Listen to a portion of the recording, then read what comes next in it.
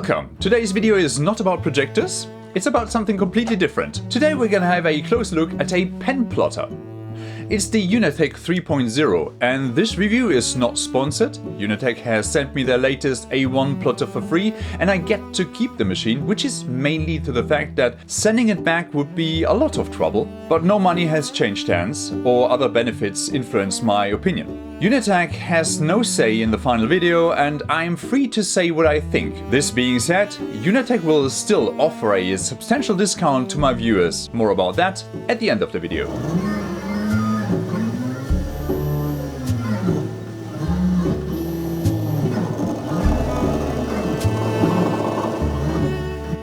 And another public service announcement. You might have noticed a slight broadening of the niche of this channel. Like always, it's about creative technology and you will still find all the knowledge about video projection mapping here. But creative technologies also include tools for creating digital art. So here we go. UunaTek reached out and asked if I wanted to test the latest hardware in pen plotting and then sent over the A1 machine of their latest series 3.0. Turns out it actually needed a forklift to be unloaded. Kudos to UunaTek for packaging things properly, because that thing, yeah, that's properly packed. I doubt that there is something broken, even if there's a huge bunch of footsteps. Certainly not going to bring it up those 90 steps. So I guess we'll do the unboxing here, right now, right here. They asked for my honest opinion, but I also have to admit that I'm slightly biased because of the past UunaTek and I share. It all started with the iDraw 1.0 that I got a few years ago and it came with a free laser module. Back then UunaTek was working with a mix of acrylic plates, open PCBs and a more or less improvised cable management and grease gliders. All in all, it looked a bit like a project from some makerspace, but it worked pretty reliably. Shortly after that I needed a bigger size plotter and ordered the iDraw 2.0, which also came semi-assembled and revealed one of the major issues pen plotters have. There are many moving parts that need correct alignment and constant care and regulation. It was only a matter of time for UunaTek to announce the next iteration, the fully assembled Series 3.0 machines, with a sturdy metal base plate and motors that sound, look and feel a lot more powerful.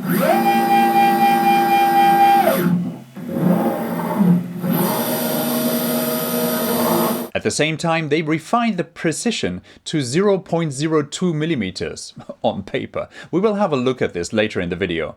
As a result of the stronger motors, the speed went up to a maximum of 20,000 millimeters per minute. That's 3/4 of a mile per hour. A speed that most pens won't go with. But it's nice to have that extra headroom for top speeds. Let's go to a bigger place to try the UunaTek 3 under real-world conditions. We are in the very south of Germany, in Bad Saulgau, where at the Städtische Galerie Fähre, the city's gallery for the arts, an exhibition shows some of the pieces of our Interfaces series. Well, let's see if this works as intended. This is the exhibition, and we're doing something completely different, which is more like that one. The box contains a pack of nice magnets, a first calibration print, the short manual, a USB-A to USB-B cable, the power supply, and a piece of acrylic that acts as the standardized pen distancer. And another cable for the plotter's USB-B from USB-C. A nice gesture. And of course the UunaTek 3.0 plotter, which at this size, A1, weighs around 32 kilos, so lift from your legs, not from the back. So we have a barrel connector for the power, a sturdy old USB connector, a micro SD, and then there is the on and off switch, and that's basically it.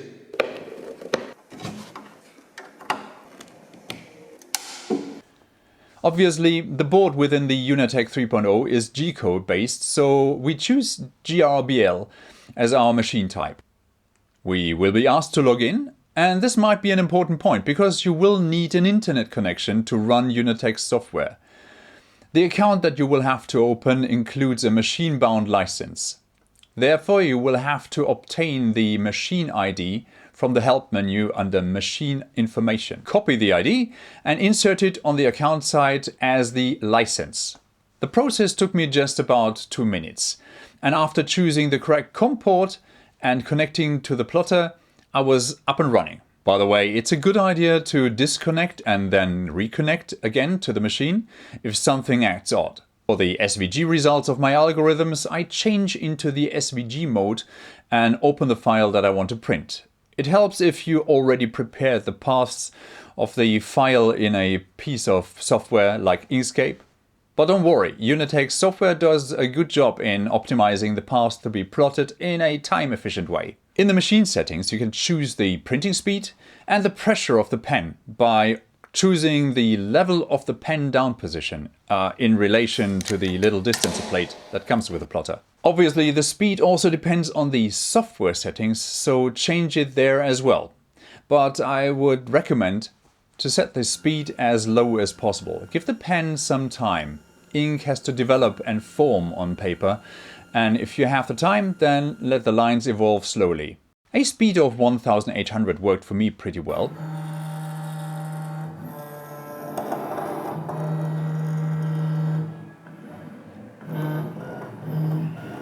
In some rare cases, you might run into untranslated parts of the software. Well, nothing that Google Lens can't translate though. Now you move the pen to its origin, but don't push it too fast. You don't want the stepper motors to feed current into the board and fry it. Set as 0, click right and enjoy. The noise level is still very low at below 60 dB. To test the precision, I created some wide slopes that meet at the same point after some high-speed writing.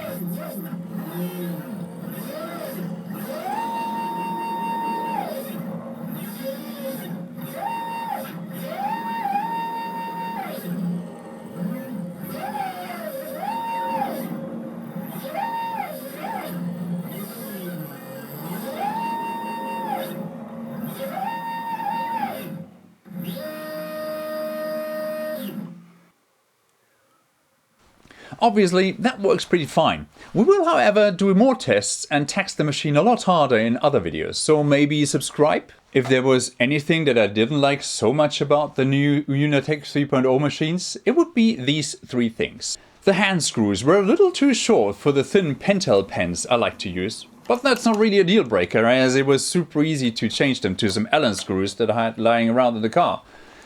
I am, however, sure UunaTek will send out longer screws with their machines as soon as they get this message. Then secondly, I would advise you to get some other magnets. As the base plate is made from solid metal, the nice but brittle magnets can break and then the sharp edges can hurt your paper.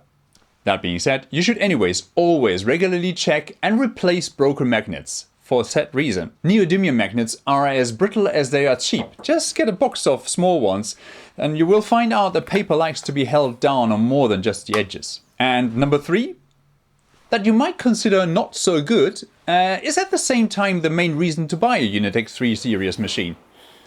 They are built like a tank. The metal construction is heavy and will force you to get some help when you're lifting the bigger machines. But the base plate will not bend or wiggle in any way. That rigidness though comes at a price. Slight unevennesses of the printer bed due to welding or material stress during transport or placement will work against the pressure of the pen holder.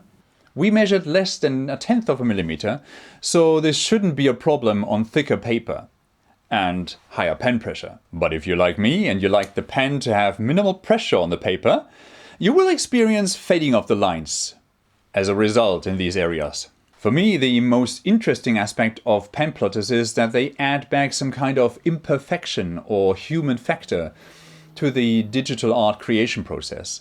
And I love that I can use any pen up to 17.5 millimeters at various angles. So if you need perfect results, go with thicker material, more pressure, more robust pens, and you should be fine. As usual, this is something you accommodate to over the first uses.